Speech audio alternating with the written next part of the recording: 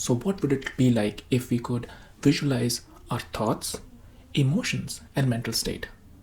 And that's what we're going to discuss today in our project called Indra's Net.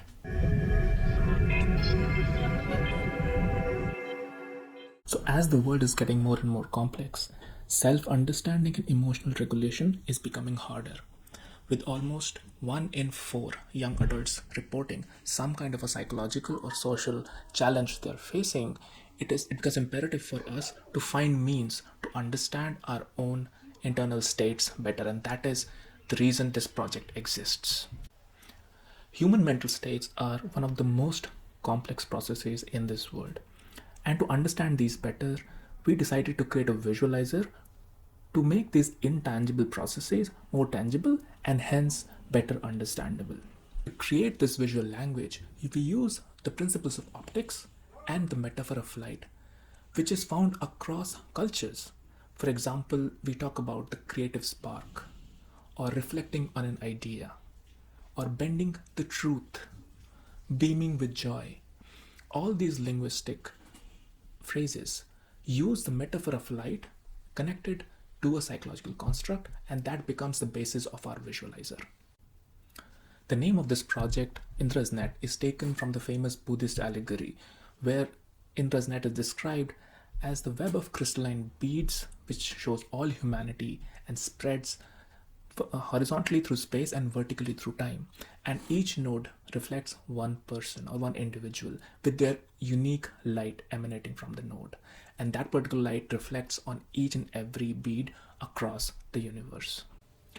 Using all these, we created an implementation of a human mental model which consists of 3 important components. The first being a transparent hollow sphere which can have interactions on both the internal surface and the external surface.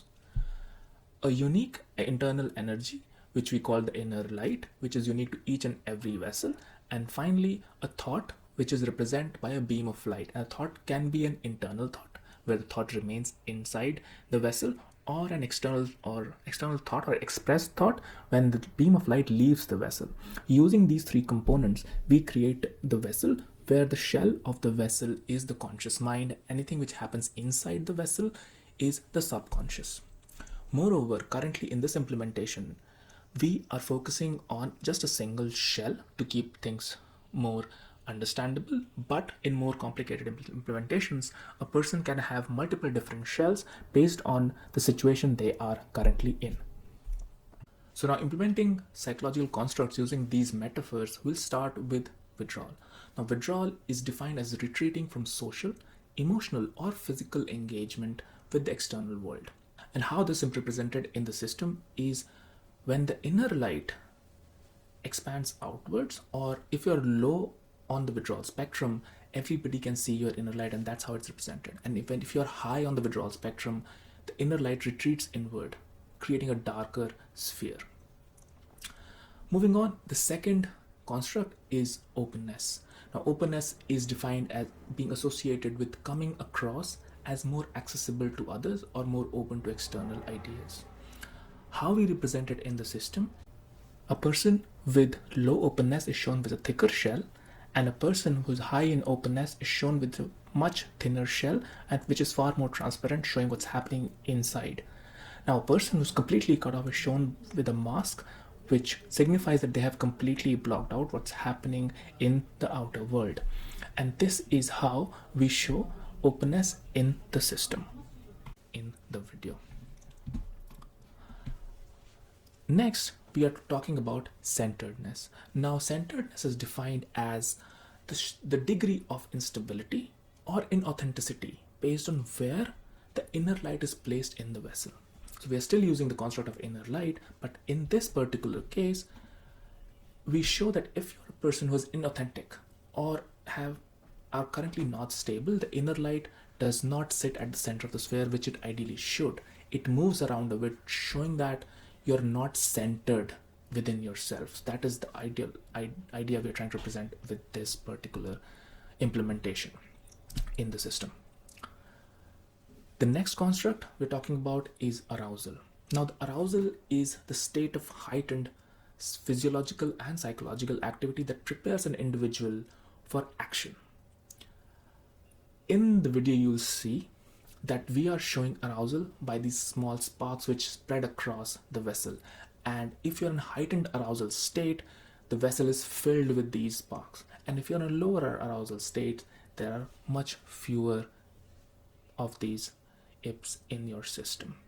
Now we also allow to change the color of these sparks to show the valence, because you could be at a heightened excited state to meet your friend, your lover, but you could also be in heightened excited states if you are in danger or if you're feeling stressed about something. That is also heightened state. So the system allows you to not only change the arousal state but also change the valence by showing a beam of light which starts off as highly diffused, but as it bounces around inside your vessel, it gets more and more sharp, showing that the idea of when you reflect on an idea from different points of view, you get a better understanding of it, and hopefully by the end of this process you have a very clear idea of what is going on. So that is how we represent a creative idea.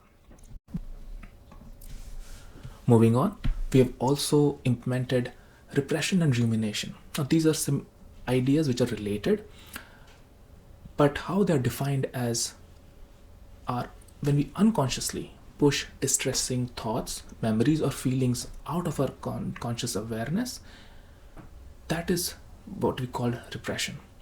So in the video, you see these red colored blobs, which are our idea of showing repression. And every time a thought hits one of these repressive bubbles, you feel it on your conscious mind. You try to deflect. So you don't want to deal with an issue, and the deflecting of the beam of thought in random direction shows how you're trying to avoid that particular repression. Now rumination, on the other hand, is when you get trapped in one of these repressive bubbles and you cannot get out of thinking about it. So imagine you have some kind of a repressive thought, and this repressive bubble just traps your thought and you cannot think about anything else.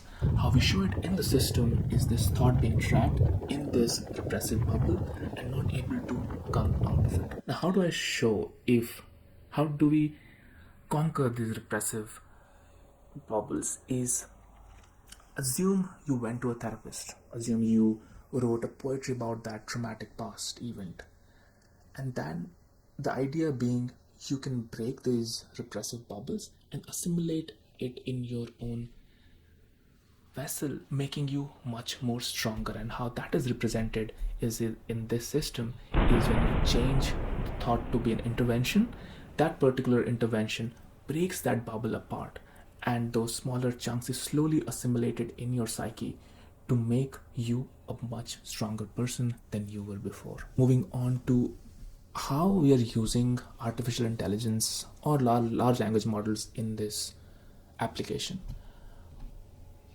Very early in the development of the system, I realized that this is a complex system and it's harder for somebody who does not have the background or understanding of the system to start using the system.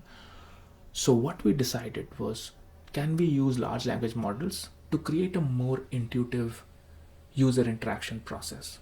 So instead of a person trying to create this vessel, create the parameters of the vessel being darker or lighter, or the shell being thicker or thinner, we thought, why not use large language models to talk to the person through a chat, and then let the large language model decide the different parameters of centeredness, withdrawal, and masking based on what the user inputs, and then create that initial model for the user. Now when that happens, the user has at least some starting point to then go in and make more finer tweaks to their own particular model. The idea being you can create different models at different stages of your life, or you could even look into different times how you reacted to a particular event and what was your state at that particular moment. The system allows you to save different states and then mark them for different time of your lives. So there are a couple of areas where we see this system growing into. The first being adding another sensorial aspect to it. So the current system is very visual heavy, and we understand that adding more sensory input, for example, an auditory aspect to the system, might enable it to function much better. So the same parameters which are used to build the visual model will be used to create a unique sound or a unique auditory recording for each and every mental state, and that will add a different aspect to how you understand your mental state. The second being real-time feedback. We were also thinking of adding or connecting the system to something like a EEG system, a Muse, which will give us real-time sensory feedback from the body, and which can then impact how your mental state is shown in the system based on what you're feeling right now, through your heartbeat, through your pulse, through your temperature, things like that. The third being adding multi-user support. So right now this is a single standalone system, but in future we could expand it into a network where two people can interact with each other's vessel by coming on a common platform and creating potential interactions which either have happened, for example, you creating a situation which you faced with your partner a few years back and trying to understand what happened, or just exploring other future possibilities. These are some of the future expansions which we are thinking of adding to the system. How would an application like this be used?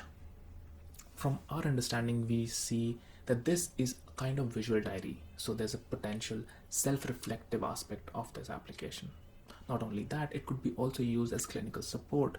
For example, this could be used in tandem with other more conventional mental health processes like art therapy, or it could be used as a complementary diagnostic intake, because a lot of people are not comfortable filling out forms and are not adept at describing their mental states using language. Maybe some of them will be more comfortable using it in a more visual medium. This would help us to bridge communication gaps when user intake is done. It could also be used as an educational tool of and trying to demonstrate psychological constructs to students, to other people who want to understand more about mental processes. And finally, we already have discussed this, having a multi-user session where we could play around scenarios with other people online would help us understand how other people see us and how we see them in real time. Quick thanks to Social Sciences and Humanities Research Council of Canada, which has funded this research apart from Dr. Gabora's Creativity Lab.